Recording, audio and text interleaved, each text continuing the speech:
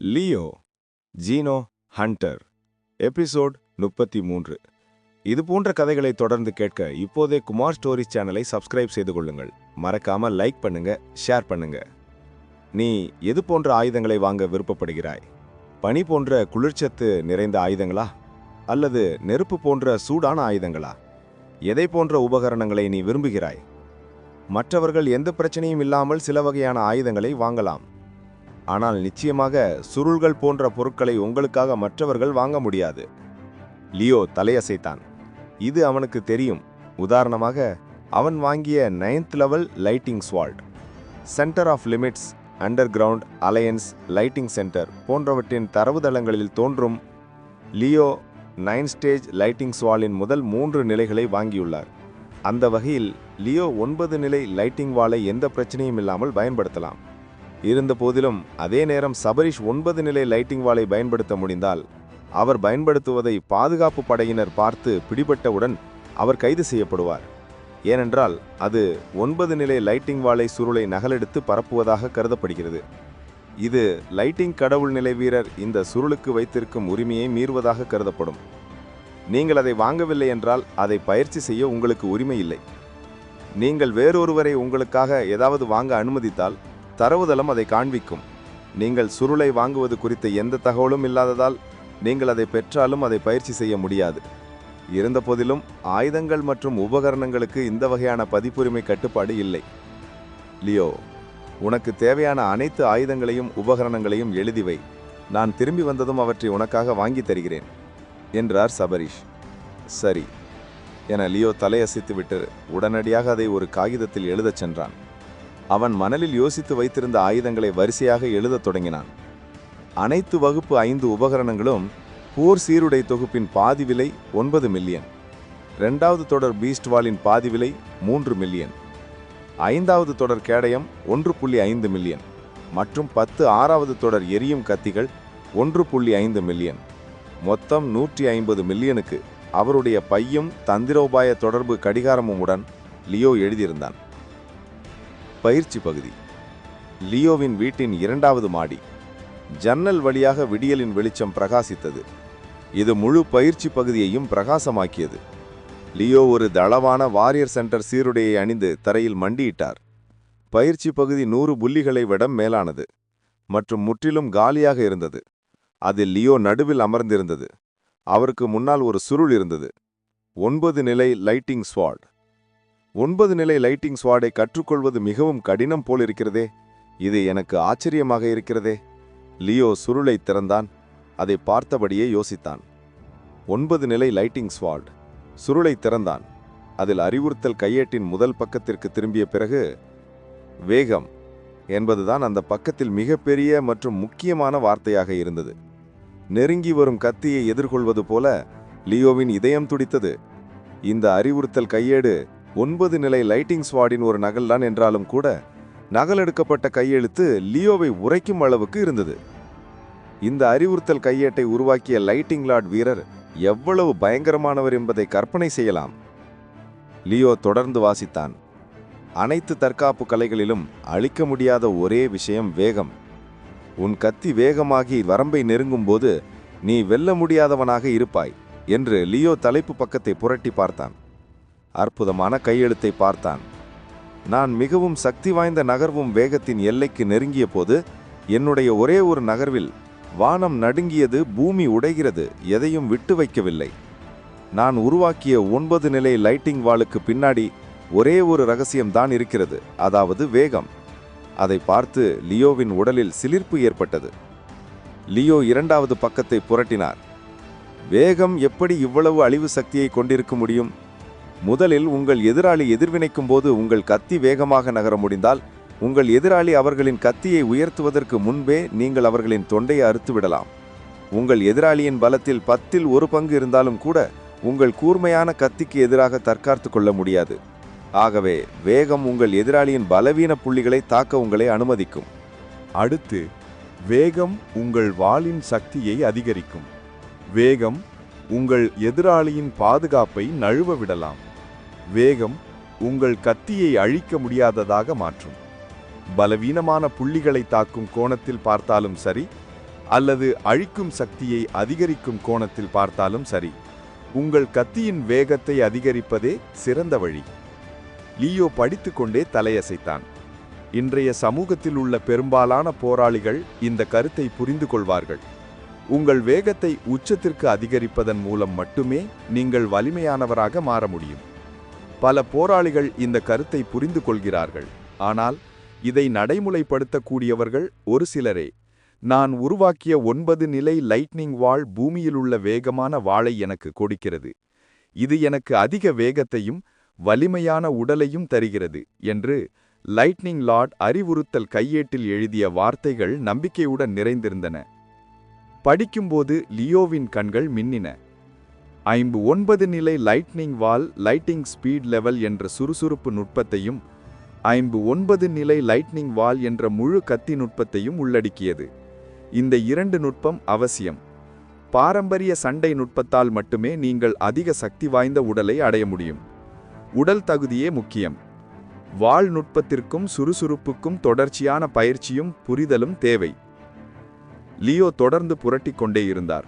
இந்த அறிவுறுத்தல் கையேட்டில் பாரம்பரிய சண்டையின் நுட்பம் குறித்து 3 தொகுதிகள் இருந்தன. அறிவுறுத்தல் கையேட்டின் விளக்கத்தின்படி 9 நிலை லைட்னிங் வால் நத்தம் பாரம்பரிய கலையின் நுட்பத்தின் 9 தொகுதிகள் இருந்தன.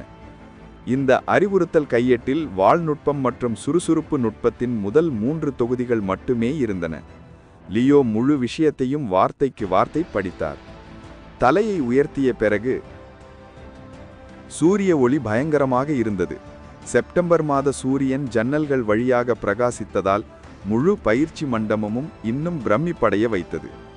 அற்புதம், அற்புதம்! லைட்னிங் லார்ட் உருவாக்கிய 9 நிலை லைட்னிங் வாள் நுட்பத்தால் லியோ முழுவதுமாக ஈர்க்கப்பட்டான்.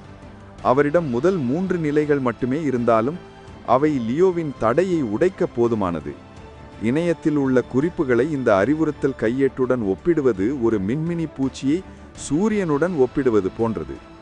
நான் இந்த நுட்பத்தை சோதித்து பார்க்க வேண்டும். பயிற்சி மண்டபத்தின் மூலையில் அந்த நுட்ப சுருளை லியோ பணிவுடன் வைத்துவிட்டு தன்னுடைய பீஸ்ட் வாளை வெளியே எடுத்தான். அந்த வாள் உரையிலிருந்து அகற்றப்பட்டதால் சீ என்ற ஒலியை எழுப்பினது. முழு பீஸ்ட் வாளும் 150 கிலோ வாள், 105 சென்டிமீட்டர் நீளமும் வாளின் அகலம் 5.2 சென்டிமீட்டரும் ஆகும். இந்த வாள் சிறிது நேரத்திற்கு முன்பாக கூர்மைப்படுத்தப்பட்டது மற்றும் இதன் முக்கிய பொருள் 2ஆம் தர மூன் டைமண்ட் எனப்படும் நிலவிலிருந்து எடுக்கப்பட்ட MD ஆலாய் ஆகும். பாதி விலையில் கூட இந்த வாள் 3 மில்லியன் விலை மற்றும் 112 கிலோ எடை கொண்டது. ஹூ ஹூ என பெருமூச்சு இழுத்து விட்டான். தன்னுடைய பயிற்சி மண்டபத்தின் நடுவில் அப்படியே நிற்பது போல் தோன்றியது. ஆனால் அவனுடைய கையில் இருந்த பீஸ்ட் கத்தி தொடர்ந்து சுற்றி கொண்டிருந்தது. 9 நிலை லைட்னிங் வாள் நுட்பம் சக்தியை செலுத்துவதற்கு ஒரு சிறப்பு வழியை சார்ந்திருந்தது. ஒரு வழக்கமான நபர் தன்னுடைய கத்தியை ஆட்டும்போது அவர்கள் தங்கள் பலத்தில் 100% பயன்படுத்துகிறார்கள் என்று நீங்கள் கூறலாம். ஆனால் 9 நிலை லைட்னிங் வாள் பயிற்சியில் அவர்களின் பலத்தில் 70% மட்டுமே பயன்படுத்தப்படுகிறது. அவர்கள் தங்களுடைய தாக்குதலின் முதல் கட்டத்தை அழித்துவிட்ட பிறகு அவர்கள் தங்களை மற்றொரு கட்டத்தை அழித்துவிட கட்டாயப்படுத்துவார்கள். அதுவும் அவர்களின் பலத்தின் சராசரி 70%. இந்த 2 நிலைகளையும் ஒன்றாக சேர்த்தால் 140% பலத்திற்கு சமமாகும். 9 நிலை லைட்னிங் வாள் 9 நிலைகளை கொண்டுள்ளது. முதல் நிலையில் நீங்கள் மற்றொரு கட்டத்தை அழித்துவிடலாம், அது 140% பலமாகும். 2வது நிலையில் நீங்கள் இன்னும் 2 நிலைகளை அழித்துவிடலாம், அது 210% பலமாகும். 3வது நிலையில் நீங்கள் இன்னும் 3 நிலைகளை அழித்துவிடலாம், அது 280% பலமாகும். 9 நிலை லைட்னிங் வாளின் எந்த கோணத்தில் வலியாக தாக்கினாலும் அது ஏறக்குறைய 2-3 மடங்கு கூடுதல் பலத்தை சேர்க்கிறது. 9வது கட்டத்தில் நீங்கள் மேலும் 9 நிலைகளை கட்டவிழ்த்து விடலாம். இது 720% சக்தியாகும். இது உங்கள் வழக்கமான பலத்தை விட 7 மடங்கு அதிகம். இது எதை குறிக்கிறது? வதந்திகள் சொன்னது போல மிகவும் கடினம். இந்த 9 நிலை லைட்னிங் வால் பயிற்சி மிகவும் கடினம். அறிமுக பகுதி கூட மிகவும் கடினம். லியோ தனது வாள்களை நூற்றுக்கணக்கான முறை சுழற்றினான். ஒவ்வொரு அசைவிலும் அவன் அடிப்படையை வீச்சுகளை உருவாக்கி தனது வாள் வீச்சை 2ஆம் கட்டத்தை கட்டவிழ்த்துவிட முயற்சித்தான். இருந்தபோதிலும் அவனால் அதை செய்ய முடியவில்லை. ரொம்ப கஷ்டம். ஒரு கத்தியை காற்றில் சுழற்றுவது என்பது ஒரு நொடியில் முடிந்துவிடும். இந்த நொடியில் முதல் முறையாக உங்கள் பலத்தை பயன்படுத்தி காற்றில் சுழற்றத் தொடங்கிய பிறகு நீங்கள் மீண்டும் உங்கள் பலத்தை செலுத்த வேண்டும்.